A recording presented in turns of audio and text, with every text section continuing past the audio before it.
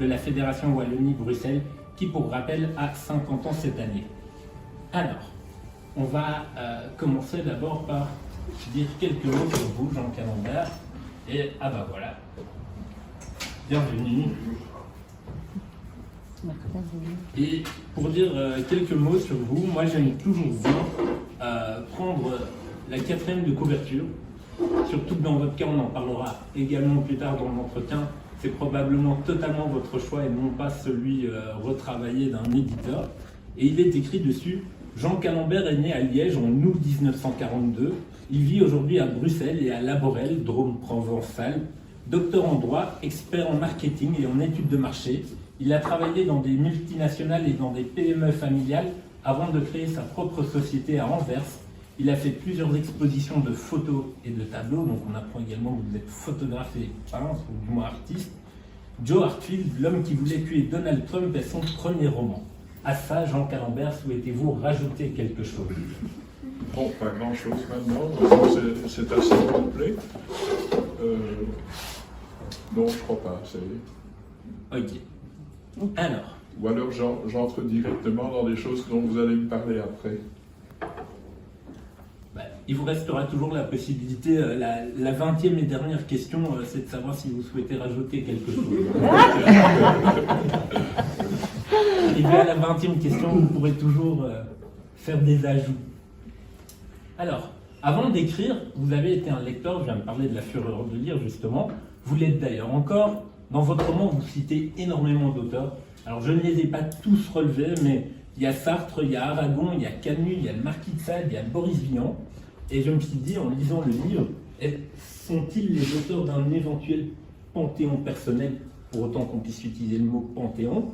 Et si oui, pourquoi? Pourquoi citer? Est-ce que vous avez mis dans ces écrivains que vous citez et que vous raccrochez à vos personnages, est-ce qu'il y a vos goûts à vous aussi, ou bien est-ce que vous avez vraiment créé des goûts pour vos personnages? Oui. Les écrivains que vous avez cités, en fait, c'est ma première période de lecture, je dirais, entre 18 et 20 ans. Après, assez étonnamment, j'ai assez peu aimé les écrivains français. Et j'ai tout de suite été attiré par des écrivains américains. Et quand j'étais à Omaha, un des colocataires de Joe était en fait un professeur de littérature.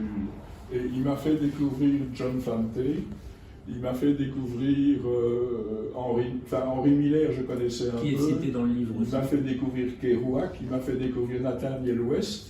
Et ça a été le début d'un grand amour pour la littérature anglaise ou américaine. Après, il y a une dizaine d'années, je suis tombé fou amoureux de Murakami, dont j'ai lu presque tous les livres. Et en fait, le père virtuel de Joe Hartfield est Derek Hartfield, qui est un des personnages principaux de son premier roman. Et à l'époque, j'avais un professeur extraordinaire qui s'appelait André Pauwels, et qui était un ami d'Alexis Kurvers, qui était un homosexuel notoire et qui m'adorait, mais rien ne s'est jamais passé. Et lui m'a obligé à l'époque à lire Le Sagouin de Mauriac, Lolita de Nabokov et des tas de livres, et il a formé mon goût à l'époque. Mais c'était un professeur vraiment génial et qui m'a... On avait une liste de lecture obligatoire de 5 ou 6 livres par an dont on devait faire les résumés. Mais lui allait chercher des livres qui étaient vraiment le contraire de ce qu'on lit d'habitude. Il y avait Raymond Radiguet plutôt, et des choses comme ça, quoi. Et puis Nabokov, qui était à l'époque avec Lolita. Et donc lui a formé mon goût. Et après ça, j'ai commencé à lire. Je lis en moyenne, je crois, un livre par mois. Et quand je suis dans la France, à La Borelle, je lis, sur les 2 mois, je lis environ 8 ou 10 livres. Donc je lis énormément, et c'est assez varié, mais comme je dis, j'ai des idoles, quoi. Et quand j'aime un écrivain, en général, j'achète toutes ses œuvres.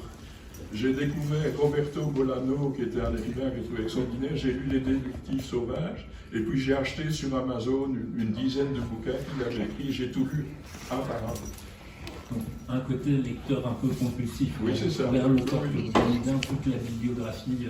Oui. Un auteur, je veux à peu près tout savoir de lui, quoi. Ok.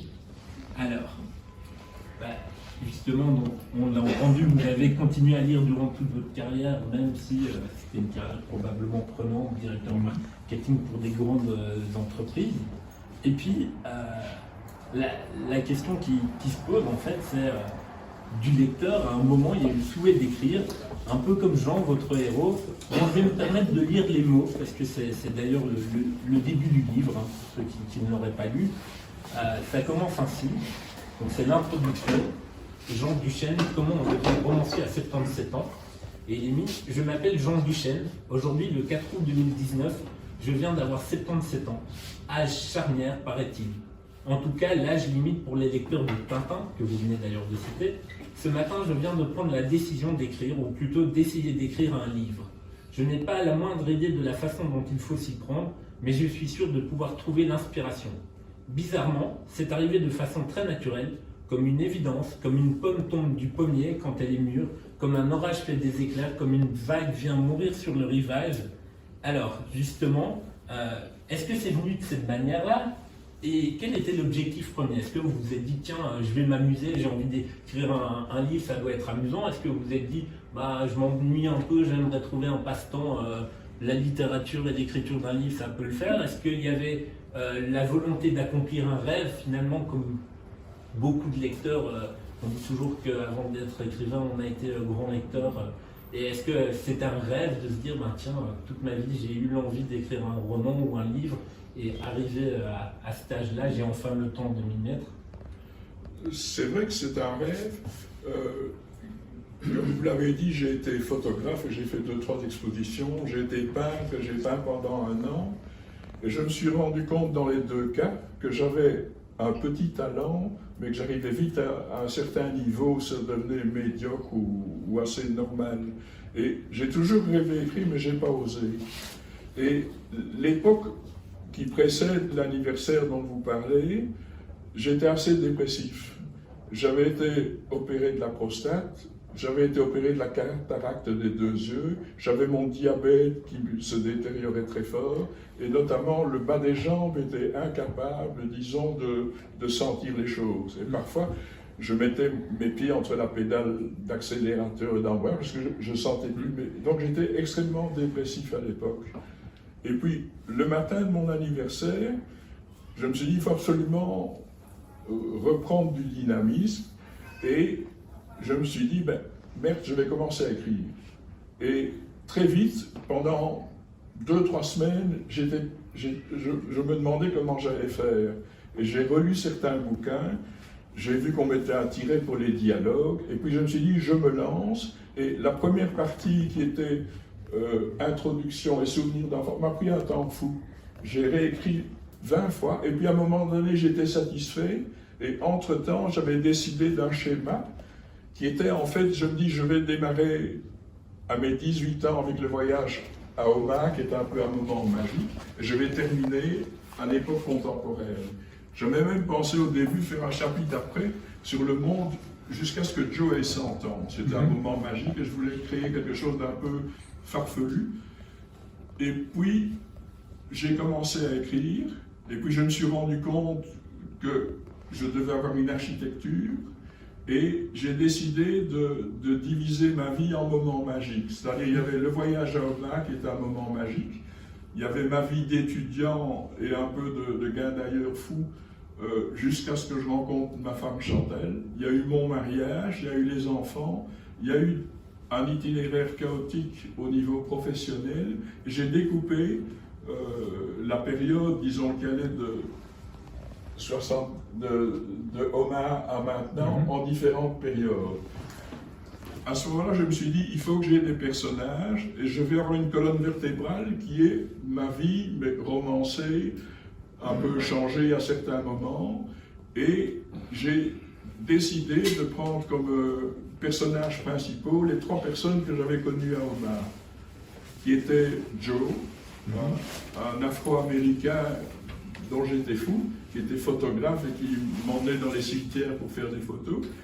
Il y avait Marlène, il y avait Marcus, qui est une personne que j'ai connue à Los Angeles, qui était le fils d'une famille très riche mais qui était lui très social et qui était contre ses parents, très révolté, et qui faisait l'architecture. Et je me suis dit, ces gens-là, je vais imaginer ce que pourrait être leur vie par période, en parallèle à la mienne. Et j'ai commencé à écrire, et puis j'ai fait un chapitre, 2 chapitres, 3 chapitres. Je me suis rendu compte que le nombre de pages s'accumulait, et quand j'ai vu à quel rythme j'écrivais, je me suis dit, bon, il faut que j'arrête, et j'arrête cette année en 2020. Et bon, ça c'est le début de l'histoire. Voilà. Alors, on a déjà un peu plongé, puisque vous avez cité certains endroits et certains personnages dans... J'aime autant Joe que Marlène, que Marcus, que Nakao. Pour moi, c'est des personnages, et quand je vois les échos des lecteurs, beaucoup de gens m'ont dit qu'ils étaient tombés amoureux de Marlène, qu'ils avaient admiré Marcus pour sa démarche sur les maisons jardins, des choses comme ça. Et moi-même, je peux difficilement renier les personnages principaux. Par contre, j'ai fait lire le livre à une écrivaine, Samira Sedira, qui est une amie de ma fille et qui a écrit L'odeur des planches, qui a été joué avec Sandrine Bonnet, qui a écrit un roman maintenant qui fait un succès incroyable aux États-Unis. Et elle m'a dit, Jean, il y a beaucoup trop de personnages. Donc j'en ai tué quelques-uns. J'ai tué Bobo Austin qui s'est suicidé. Bill Picard, qui était le contrebassiste, qui était à New York, je l'ai très vite envoyé à la gare parce qu'il m'embêtait. Et j'ai des personnages de France, de la vallée du Séant. Il y en avait un qui s'appelait Einstein, qui était en fait un type à vélo avec une chevelure incroyable qui ressort. Et ça, j'ai supprimé. Donc j'en ai tué quelques-uns. Et puis j'ai gardé ceux que moi je jugeais essentiels pour que l'histoire tienne debout. Ok. Alors, vous avez déjà un peu parlé de l'architecture du livre, de la volonté d'écrire. D'un point de vue concret, comment s'est déroulé le travail d'écriture, tant au niveau de sa fréquence, est-ce que vous êtes enfermé pendant 3 mois en ne faisant que ça, ou est-ce que c'est lu 2-3 heures par jour, que de l'organisation du travail, et surtout, est-ce qu'il y a eu des interactions avec d'éventuels relecteurs ou relectrices pendant l'écriture, ou est-ce que vraiment vous ne l'avez montré à personne jusqu'au moment où vous aviez posé votre point final et qu'alors vous l'auriez donné à lire Oui. Bon, reprenons les questions dans l'ordre. Alors, voilà. J'ai travaillé beaucoup. Je travaillais, disons, tous les matins, environ de 9h30 à midi. Je travaillais toutes les après-midi de 2 à 3h30, c'est quand ma femme fait la sieste, j'ai la paix. Et il m'arrivait, disons, le soir de rêver, et je me rendais compte que ce que j'avais rêvé, qui aurait été bien dans le roman, j'avais perdu la trace. Alors j'ai mis l'ordinateur dans la salle de bain qui est à côté de la chambre, et parfois je me réveillais à 3h du matin, et j'avais des espèces de petits chapitres que je mettais de côté dans un tiroir pour les reprendre après. Donc ça m'a vraiment omnubilé. Ma femme était effrayée quand je conduisais la voiture, parce qu'à certains moments je roulais à du 30 à l'heure, parce que je pensais à un chapitre, ou que je roulais un peu à gauche, ou un peu sur le trottoir. Donc je dirais que ça m'a vraiment mobilisé à fond, et du 4 août au 20 décembre, je n'ai pas arrêté d'écrire et j'ai fini mon manuscrit. Et je l'ai fait imprimer à Bruxelles dans une petite imprimerie. Et j'ai fait lire, en fait à ce moment-là j'ai décidé de le faire lire. Avant je n'avais... Et je l'ai fait lire à Samira Sedira. Et quand elle m'a dit, bon Jean, il faut retravailler beaucoup, mais c'est pas mal, mais de nouveau trop d'anecdotes, trop de personnages. J'ai un peu revu, puis je l'ai donné à ma sœur, qui est également romancière, qui a écrit 2 petits romans, et je l'ai donné à une personne qui est scénariste de documents vidéo pour, je ne sais plus comment, une ONG. Et ces 3 personnes m'ont fait à peu près les mêmes remarques. À ce moment-là, j'ai dit, j'arrête pendant 1 mois et demi, et j'ai lu Profession romancier de Murakami, j'ai souligné des trucs, ça m'a aidé beaucoup. Et j'ai repris en mars. Ce qui est magnifique avec l'ordinateur maintenant, c'est qu'on peut prendre un truc, le dépasser du début de chapitre à la fin, ou le contraire. On peut reprendre dans mes tiroirs des choses que j'aimais beaucoup. Et j'ai commencé mais dans mon boulot, on a toujours dit que j'étais une sorte d'architecte. Que je ne savais pas gérer les gens, mais que je savais bien gérer les projets. Et donc j'ai recommencé et je me suis mis chapitre par chapitre. Je me suis dit, bon, je mets 15 jours pour un chapitre, mais une fois qu'il est terminé, je n'y touche plus. Et j'ai fait ça pour les différents chapitres. La fin, je l'ai un peu changé, j'ai tout réécrit. Mais ça a été un travail, je dirais, à plein temps. Et j'ai terminé en juillet-août. Et puis j'ai décidé de le faire à compte d'auteur. J'ai dû prendre des contacts avec des correcteurs, avec des éditeurs, demander. Et puis je me suis avoir un ISBN, c'était vraiment kafkaïen tout ça.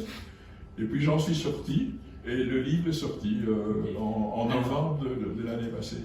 Vous avez dit que vous venez de dire que vous avez réécrit la fin. Est-ce que vous avez réécrit la fin parce que, avec le recul, vous ne l'aimiez plus, ou bien parce que vous avez tellement retravaillé en amont de la fin que la fin avait un problème de cohérence avec le reste du livre? Non, je crois que ce que je voulais, c'est que la fin soit quelque chose d'heureux.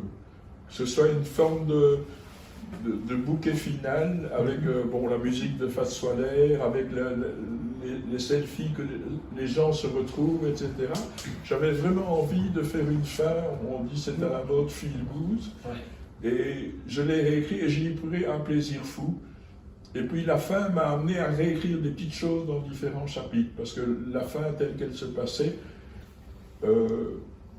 mais non, enfin, ça a été un continuum, mais j'ai pas eu de rupture, quoi. À aucun moment je me suis dit, et Murakami disait dans Profession romancier qu'il faut prendre du plaisir quand on écrit.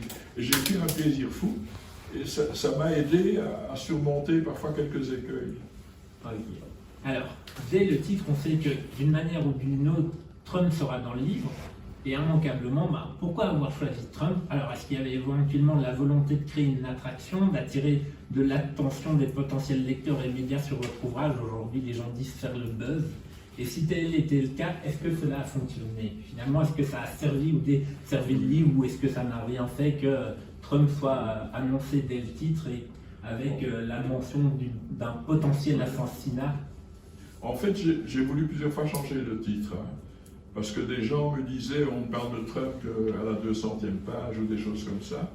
Et puis j'ai décidé de le garder parce que c'était une optique un peu mercantile. Je me disais, bon, il faut vraiment frapper les gens, il faut les étonner. Et c'est vrai que sous-jacent, quand on lit bien, cette montée de l'antiracisme, cette montée, disons, du rejet de la société de consommation, j'ai trouvé que c'était un bon titre et que ça allait m'aider. Après, j'ai démarré, au départ, j'avais un truc Facebook, mais avec quasiment rien, un site qu'on m'a aidé à faire, et au départ, je comptais vendre tout. Les libraires étaient une espèce de gens assez inconnus dont je me méfiais, j'avais peur de ne pas être payé, etc. Et puis, à un moment donné, j'ai reçu Frédéric Janin, l'humoriste assez connu, a lu le bouquin, l'a adoré, et on a eu un contact par mail tous les 2-3 jours. Et puis Brigitte de Méhus a fait un petit truc sympa pour moi chez Tropisme. Et puis j'ai eu Éric Russon qui aimait bien, et je me suis dit, Jean, ça démarre. Et à ce moment-là, j'ai commencé à contacter les librairies. Mais le titre, pour moi, c'est vrai, m'a un peu desservi auprès de gens qui me critiquent parce qu'on dit c'est un peu une escroquerie, on vend un truc et puis la marchandise n'est pas ce qu'on voulait. Mais dans 8 cas sur 10, les gens ont trouvé le titre amusant et ont trouvé la fin assez humoristique avec ce qui se passe avec Donald Trump à la fin. Et donc, globalement, je crois que c'était une très bonne chose. Alors, on a... de margouler un peu, de faire des choses comme ça, ça je les ai oubliés. J'étais écrivain, j'étais fier de l'être, et j'ai 2-3 personnes qui m'ont dit, Jean, tu es un écrivain maintenant. Sur le côté vendeur, j'ai même un éditeur belge qui s'appelle Faucus, qui m'a dit, Jean, le marketing que tu fais est génial. Je ne peux pas t'aider là-dessus, tout ce que je peux t'aider, c'est à travers mes relations, gérer les stocks, etc., etc. Mais je me suis dit, bon, je dois parler, bon, il y avait le titre déjà, qui était accrocheur, et j'ai beaucoup travaillé aussi Facebook. Au départ, j'avais 80 amis, quoi. Maintenant, j'en ai 4000. Donc j'ai essayé d'avoir des profils, j'ai regardé dans les gens que je connaissais, c'est comme ça que je suis tombé sur Bernard, sur des gens, sur Martin que je connaissais un petit peu, et j'ai décidé de meubler et puis de ne pas faire du forcing, mais d'amener les gens à aller sur le site. J'ai beaucoup investi dans le site que je crois être vraiment d'une très très grande qualité, et puis j'ai eu la chance d'avoir Éric Russon, d'avoir Fabrice Grosfilet, d'avoir Fred Jana qui m'a fait une caricature, d'avoir des gens comme il y a Guy Darol, c'est un auteur qui adore René Ardelais, qui est édité à Castelestral, qui est assez connu en France. Et donc, j'ai créé une forme de notoriété, mais je dirais presque de bouche à oreille, quoi. Et puis, j'ai décidé de travailler un peu comme un virus de façon systémique et de contaminer un petit groupe de gens, puis un autre groupe, puis un autre groupe, quoi. Et à la fin, maintenant, disons, j'avais édité 500 livres que j'ai tous vendus. J'ai une réédition, mais les ventes se calment, mais je dirais je m'en fous un peu, je vois le long terme. Et maintenant, je crois vraiment au livre et j'ai envie que le livre, petit à petit, se déplace. Un lecteur en parle à un autre et ainsi de suite, quoi. Ok. Alors, on est un an plus tard, donc vous avez un peu de recul. Est-ce que finalement vous avez regretté de ne pas avoir pu bénéficier des services qu'un éditeur aurait pu vous proposer, ou bien au contraire, votre liberté était bien supérieure aux quelques désagréments éventuels que vous avez eu du fait de ne pas avoir d'éditeur? J'ai échangé avec un auteur qui s'appelle Jean-Philippe Postel et qui a été édité chez Actes Sud avec l'affaire Arnaud Baldi, qui est un roman absolument extraordinaire. Et lui était poussé, il y avait un écrivain qui avait décidé de le sponsoriser et il a travaillé pendant 6 mois avec quelqu'un de la maison d'édition Actes Sud. Il en garde un souvenir abominable. Il a dit ça m'a aidé à vraiment fignoler certaines choses, mais j'ai dû me battre pour garder mes idées. Ça a été des combats parfois extrêmement virulents. Et je me suis dit, c'est dommage que je n'ai pas eu un coach qui accepte, mais sans altérer, disons, la matière brute, de me donner des conseils, mais qui soient des conseils de direction. Et je n'ai pas eu ça, et ça je le regrette un tout petit peu, mais je me dis c'est un premier roman, et je crois que c'est un péché véniel qu'on me pardonne. Si oui, est-ce qu'il est déjà en cours d'écriture? Est-ce que vous souhaitez lever un point du voile dessus? Non. Je trouve que c'est une aventure tellement... Je veux que si j'écris un deuxième livre, j'y prenne beaucoup de plaisir. Et donc j'ai décidé de rester en jachère pendant quelques mois. Et j'ai quelques idées, j'en ai 2 ou 3.